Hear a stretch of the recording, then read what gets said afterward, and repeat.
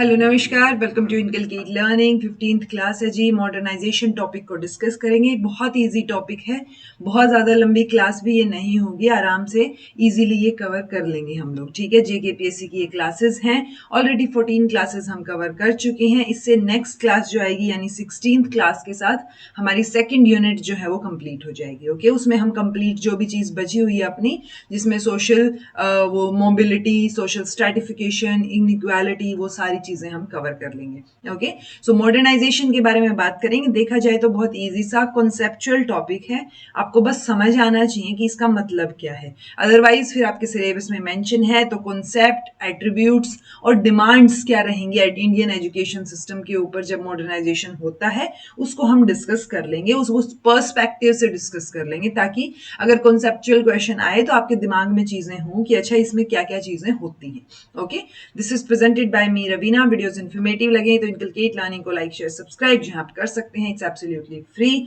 Syllabus आपका जल्दी से जल्दी कंप्लीट करने की कोशिश है। आई नो, मेरी नॉलेज में है ये बात कि 15 सितंबर जो है वो आप लोगों की टेंटेटिव डेट दे रखी है।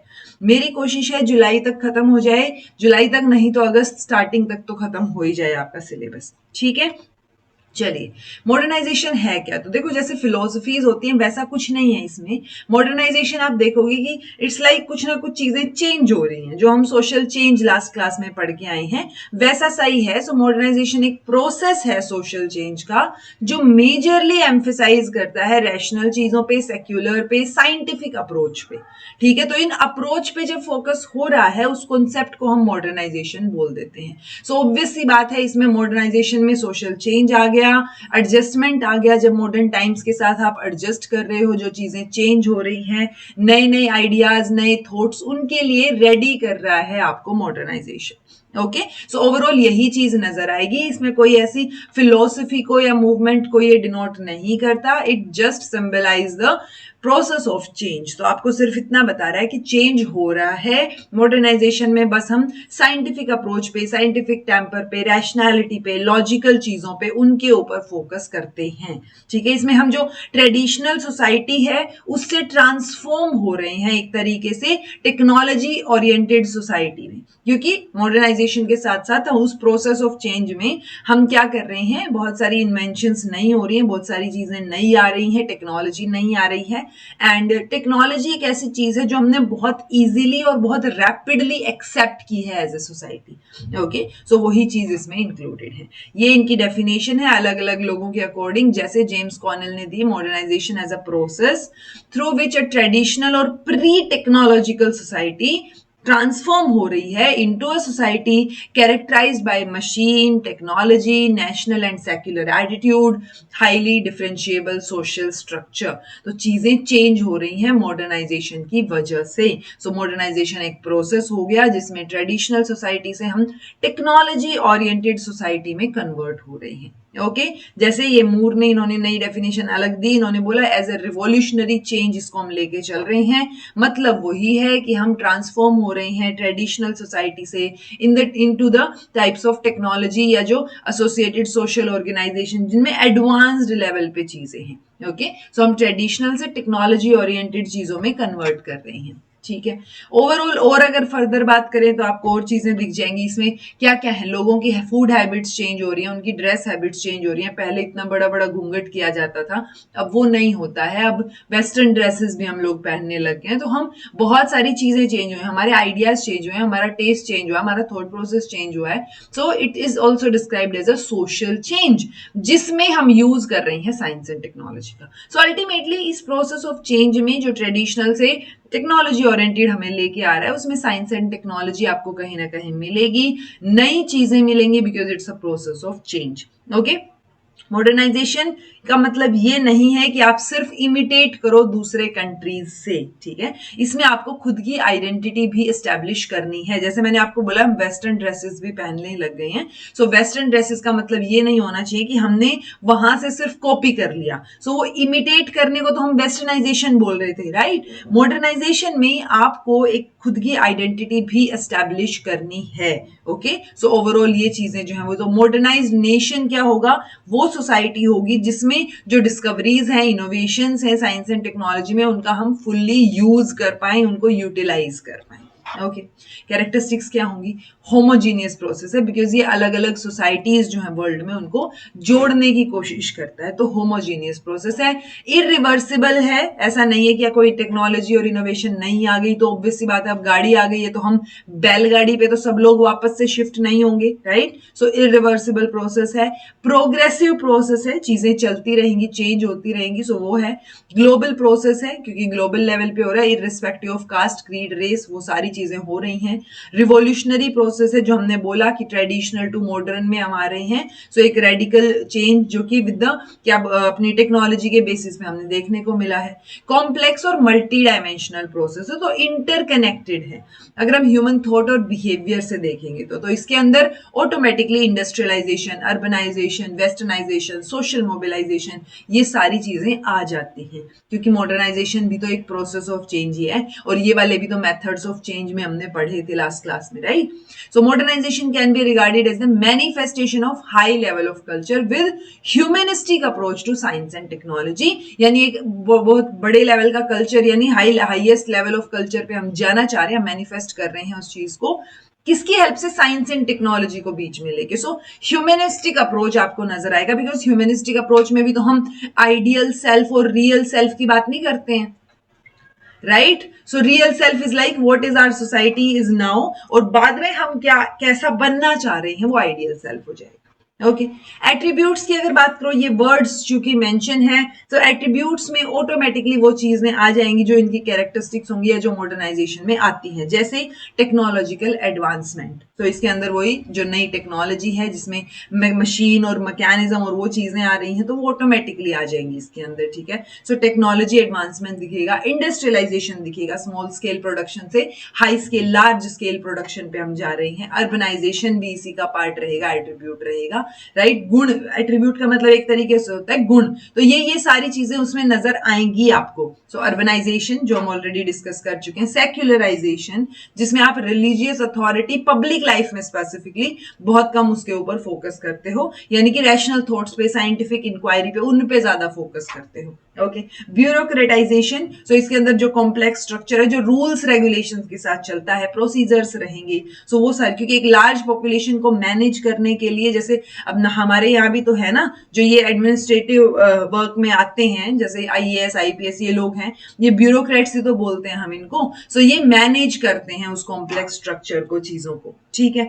यूनिवर्सलिस्टिक वैल्यू जो है वो हम इसमें प्रमोट करते हैं, रादर देन कोई रिलीजियस वैल्यू या कोई और चीजें।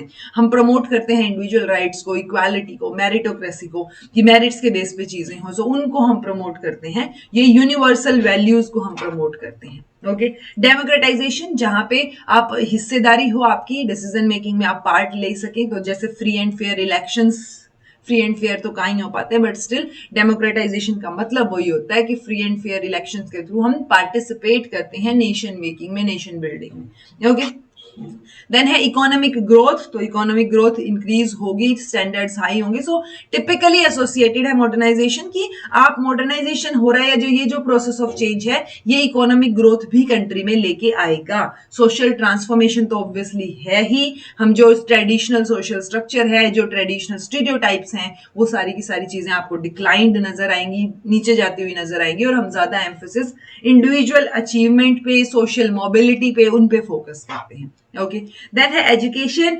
मॉडर्नाइजेशन जो है वो एजुकेशन सिस्टम के एक्सपेंशन में बिलीव करती है, इन्वॉल्व करती है इस चीज को, किसके ऊपर based? Scientific tempers, technology, rational thinking, तो ये सारी चीजें होंगी, वो हम एजुकेशन में इंक्लूड करेंगे और उसके थ्रू हम बच्चों में इनकलकेट करेंगे, राइट? सो वो मॉडर्नाइजेशन में ये सारी चीजें आ जाएंगी।